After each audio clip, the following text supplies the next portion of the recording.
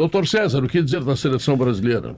Eu estou encantado com o trabalho defensivo da seleção brasileira ontem. Entendi ontem também, quando tu organiza o time tão rápido, por que o Brasil vai tão mal ofensivamente, né? O Brasil hoje tem, infelizmente, um grupo de jogadores da frente, são jogadores de característica tão somente. O Brasil não tem mais o grande jogador, aquele jogador inventivo que resolve o jogo. Tem jogadores de característica. Mas quando tu vê um trabalho de um treinador com 2, 3 dias de treino, organizar uma defesa, como ele organizou a defesa ontem, tu vê que o Ancelotti, esse é craque. É cracaço. Ele botou um 5 na frente da área, que tem uma noção de tempo e espaço. Que joga muito, né? Que é um cara que se não o melhor, é um dos melhores da posição.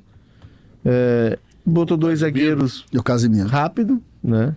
O zagueiro, o Alexandro... Foi bem, né? Eu gostei muito. Foi muito bem. No segundo tempo, muito no bem. primeiro tempo, o Equador não atacava, só atacava com o Estupinã aqui pelo lado do Marquinhos, mas no segundo tempo...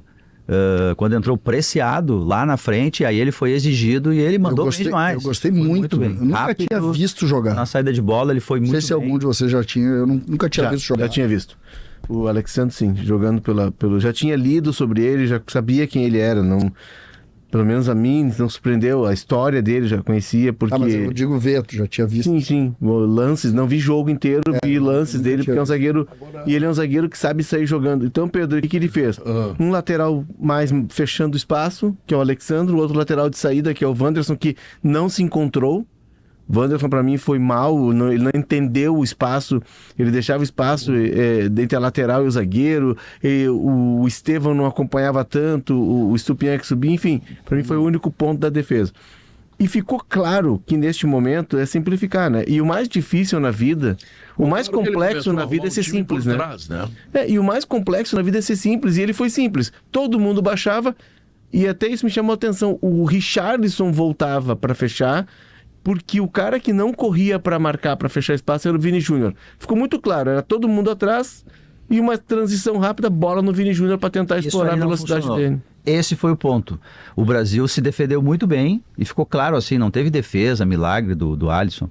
Mas essa outra parte, nem que seja essa transição rápida, conseguiu tomar a bola, conecta direto no Vini Júnior para ele ter o espaço. Mas tu já via que era isso. Mas tentava fazer. Daí para frente, e aliás, o próprio Ancelotti disse isso, né? Bom, a gente, com a bola, ficou devendo. A gente realmente ficou devendo. E aí o Brasil vai ter que encontrar alternativas. Mas como é bom ou ver, Rafinha Pedro, no lugar do Gerson, no lugar do Estevão. Fazer os jogadores, eles... se tu pegar o jogo da Argentina, o jogo de ontem, do ponto de vista da... Esquece o resultado, esquece as chances, esquece os adversários. Do ponto de vista só do posicionamento do time, tu já tem outro planeta. Mas contra a Argentina, me parece que já havia uma desconexão de jogadores com o trabalho do Dorival. Os jogadores já não estavam mais abraçando. Concordo contigo que a mão do Dorival também colaborou. A dificuldade do Ancelotti vai ser agora, César, contra o Paraguai, porque contra o Equador lá, todo mundo vai jogar dessa forma, inclusive a Argentina, porque é um time muito forte fisicamente, é um time veloz. O Moisés Caicedo joga uma enormidade. Nós não temos seleção, nossa seleção é fraca. A dupla de zaga é muito boa. É fraca. Tu olha aquele jogo de ontem da França e Espanha, tu ali tem a noção do que é a nossa seleção. Aí não, Guerrinha, não. Pois mas nós vamos jogar contra eles, Pedro. Foi deprimente. O Guerrinha tem razão. Ontem a Espanha e a França fizeram um jogo de futebol espetacular. Tomou muitos gols. Mas assim, a qualidade técnica e a intensidade dos jogadores, a briga, a luta, não se para. A seleção da Espanha, que jogou ontem, ela começou a ser montada depois da Copa de 18 pelo Luiz Henrique. O Luiz Henrique sai pela questão da filha dele e tal, ele descobre a doença da filha e ele volta para a Copa e segue o trabalho e depois assume o Luiz de la Fuente, que é um cara que, olha só, o Luiz de la Fuente comandava a seleção espanhola que estava jogando a final da medalha de ouro em Tóquio contra o Brasil em 2021. Daquela seleção, 7 jogadores estavam contra o Brasil. 7 da seleção que jogou ontem. Então, assim, tem uma continuidade de trabalho. A Espanha foi para a Copa de 2022 e ficou muito claro isso, que ela levou uma seleção ultra jovem, um ano depois da Olimpíada, e muitos que estiveram na Olimpíada estavam lá, justamente para dar rodagem, para dar casca, para preparar. Por que que a Espanha chega neste momento e para mim já é a primeira grande favorita para a Copa, embora tenha um ano para a Copa, tem muita coisa para acontecer, porque tem um trabalho de continuidade. O Brasil começou o ciclo da Copa do Mundo de 2026 ontem. Outra discussão do jogo de ontem, Pedro, é assim a ideia do centroavante. O Ancelotti, ele não vai ter tempo para ficar insistindo com aquele jogador, porque ele vai ter. E esse é ruim. Se tu for pensar, assim, vamos imaginar que utopicamente ele vai à final da Copa, ele vai ter aí 14 jogos no máximo comandando o Brasil, que são os 4 eliminatórios agora que faltam, né? Viria um outro amistoso e aí depois já é a Copa do Mundo. Então ele vai ter que acelerar processos. Indo à final, né? Isso, indo à final. O Richarlison, olha, pelo que a gente já viu dele, inclusive na última Copa, ele não vai entregar esse centroavante que ele precisa. Eu acho que ele talvez tente manter os... O Brasil errou. Não, ele errou tudo ontem. Ontem foi uma partida péssima dele. Ele ia fazer o pivô, dominava errado, dava contra-ataque. Ele foi engolido pelo zagueiro da Inter de Milão, o Encapié. Completamente engolido, botando no bolso. Neymar. Aí é que isso que eu quero... Se acontecer esse milagre, porque o Neymar só quer sacanagem. Tu diz ele de falso 9 lá na frente? Essa é uma discussão interessante. Daqui a pouco o Brasil não encontra o centroavante... Olha, daqui a pouco tu encontra uma outra alternativa, com um jogador de velocidade. Não tem esse 9. Ontem eu vi o jogo da Inglaterra com a... Eu vi o jogo da Inglaterra com a França, tá? Espanha. Pra mim... Espanha. Desculpa, da 5-4. Da Espanha com a França, 5-4. Pra mim, todo time que leva 4 gols num jogo, 5 gols num jogo, tu pode ganhar desse time. Sempre. Tu pode ganhar.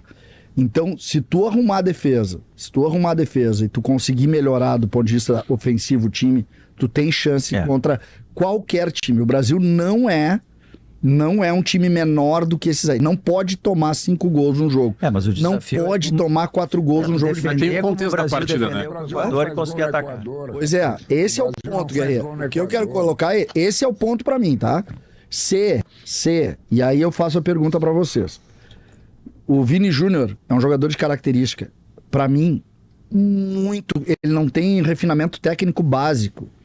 Ele é um jogador de velocidade, força, mas tecnicamente é um jogador muito menor do que a gente precisa. Eu pergunto, o Rafinha pode ser esse diferencial? Eu acho que talvez o Brasil vai ter que mudar o Neymar, por exemplo, Pedro. É um exagero dizer que o Vini não tem refinamento técnico. É a tua opinião. Eu acho o Vini um jogador mas assim... Abaixo do comum. Não, gente. Peraí, abaixo do comum. Eu acho, se o Vini Júnior for o expoente da seleção, eu vou dizer agora, nós não vamos ganhar. Não, uma coisa, agora dizer que ele é abaixo do comum. Eu não acho nada demais. Não tem como. Ele tecnicamente, aquela coisa da sintonia fina técnica. Vocês acham que ele viu ele jogando? Não, peraí, tu assistiu ele jogos. Tu assiste, não. Uma coisa é tu falar pra mim, na seleção ele não consegue render. Agora tu me dizer que no Real Madrid, tu viu ele, tu achou ele abaixo do comum? Eu vejo o time do Real Madrid joga em cima da força e velocidade dele e o Ancelotti soube entender que era isso. Agora, o que ele erra de gol na cara do goleiro... Eu acho que tá sendo simplista demais. Primeiro, César, assim... Acho que o que tu falou sobre a definição dele na frente do gol, a gente pode concordar, mas tu me falar abaixo do comum... Ele tem o refino técnico dele é de um jogador abaixo da média. Então acabou o futebol no mundo, porque eu sei dizer, ele é um dos melhores jogadores. Ele é o melhor jogador do mundo. Não, ele pode ter sido escolhido o melhor do mundo. De graça. Não é de graça, porque ele joga no Real Madrid. Jogava numa seleção. Mas agora, ele era protagonista desse esse espanhol. Bota ele que ele é melhor que Girona, tu vai ver se ele vai ser melhor do mundo. O espanhol, que tem 18 anos, não é que ele é melhor que o Vini Júnior. Ele é 10 vezes. Mas é que daí tu tá comparando jogador com jogador. O que tá me pegando, tu diz que ele tá abaixo do comum. Tu me falar que ele tá abaixo do comum. O Léo acabou de dizer que ele é o melhor do mundo. Não, mas César, ele é o melhor do mundo. Ele esteve entre tem que dar uma correção. Num prêmio ele esteve entre os principais e no outro ele ganhou. Eu quero dizer que assim, o mundo não entende futebol, eu não sei o que tá acontecendo. Se esse jogador for o jogador brasileiro, o expoente brasileiro, não ganha. Mas tu tá deixando a emoção te levar.